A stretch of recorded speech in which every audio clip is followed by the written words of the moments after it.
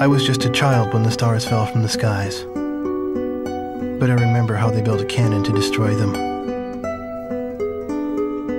and in turn how that cannon brought war upon us. War was an abstract idea, nothing more than a show on TV. As a child, I only saw it as something that happened in some faraway land. Until that final day of summer.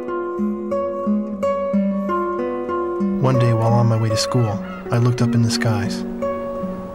A sound like distant thunder. In the blue skies far above me, contrails drew dizzying circles around in a crazy waltz. A battle in the beautiful skies far away.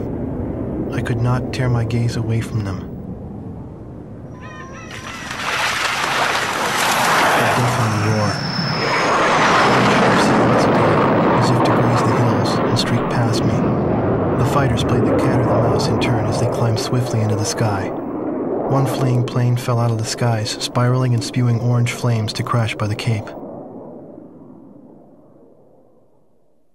The same Cape where my family lived.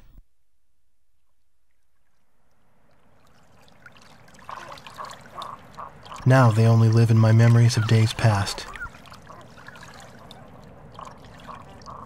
The victor circled around to confirm the kill. And on his craft, there was a large number 13 emblazoned in yellow.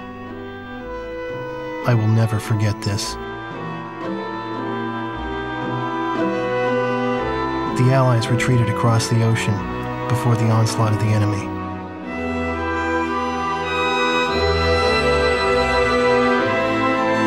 Our little town in the heart of the mainland fell into deep isolation.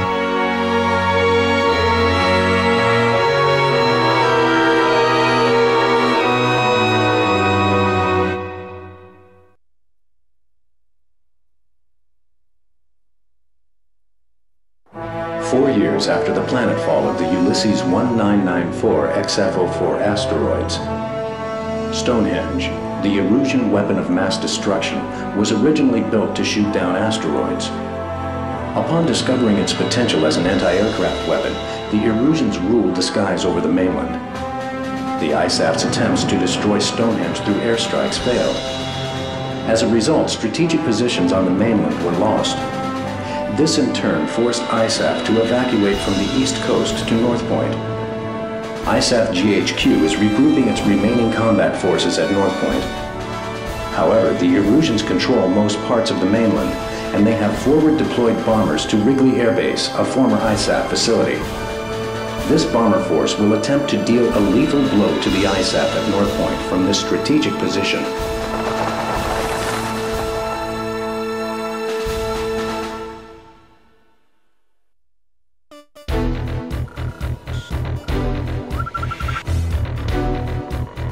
Here is the current SITREP and your orders for deployment, effective immediately. Enemy agents destroyed our early warning radar network, allowing several bear bombers to penetrate our airspace. In 15 minutes, we expect this bomber formation to strike Allen Ford Air Base and then move on to targets at North Point. Our air defense forces are extremely weak at this point in time, hence our GHQ is a sitting duck. It is mission critical that you destroy the bombers and neutralize the threat before they get past Newfield Island. Remember, you are the first line of defense for North Point, and the fate of ISAF lies in your hands.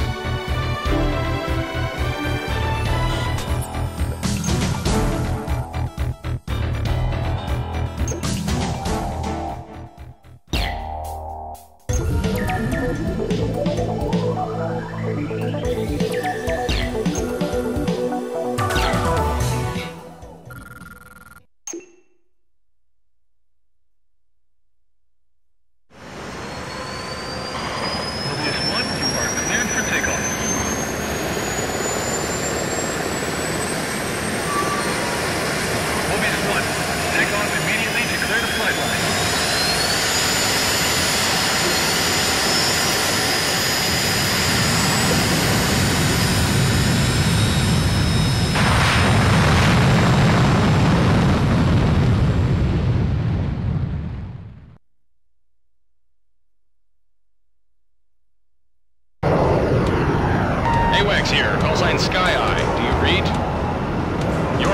is Mobius 1. Will refer to you by this name at all times. You are now under my command. 6 bombers on Vector 360 confirmed. Continue north to intercept. Today's my birthday. A victory sure would be nice. Mobius 1, engage. Bandit at 12 o'clock.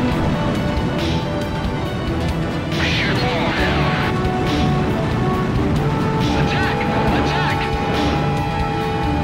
Repeating, engage. Viper 3, engage. The bomber's been hit. There's our welcoming party. Let your escorts handle them. We're going to. Everyone abandon the bomb. 4 targets remaining. We've got bandits on radar. This ain't the mainland. Watch out for sharks if you go down too west. Target is bombing the city. I've got my hands full. This is Grade 1. We still have a payload. Radar lock. One of our planes was hit. Mobius 1, currently over city airspace. 8 miles to the target.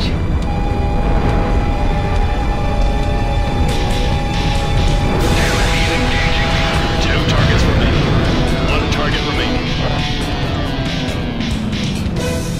Behind me. All aircraft, maintain your course. Mobius 1, Fox 2. One of our planes was hit. Don't let them escape. This is game over. Missed.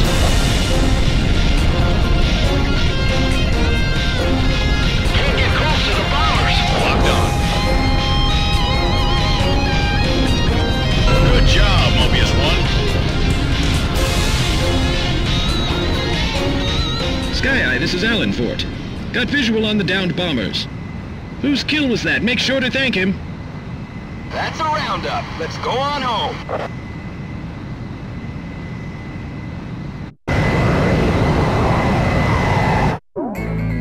Thanks to your efforts, the enemy bomber strike was averted. However, our victory will be meaningless should you fail the next mission.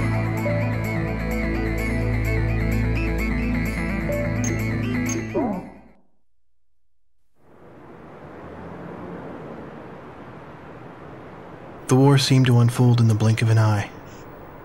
I don't remember exactly when the forces from the west occupied my town.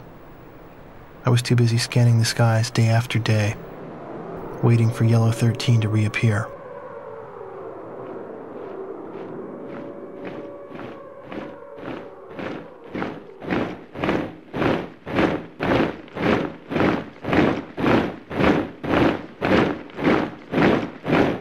Before I knew it, everything changed.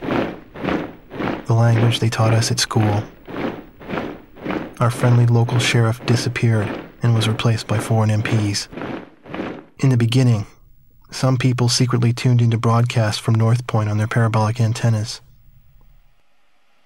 But as time passed, the broadcast no longer came in. Maybe the satellites were destroyed. All non-military computer networks were shut down. Gasoline was rationed to civilians. Though we lived in the 21st century, we were reduced to using crystal radios and horse-drawn carts. I moved in with my uncle in town, who used to be a taxi driver. Out of gasoline and out of work, my uncle did nothing but to drown himself in drink. I earned my keep by playing the harmonica in the town bar, the one thing I was good at. I'd play for sullen occupation soldiers in exchange for their charity and loose change, and used the money to support my uncle and myself. My uncle trash-talked the barkeep who catered to the enemy soldiers, but he never refused the money I brought home. As for myself, I had a crush on the barkeep's only daughter, who was a little older than me.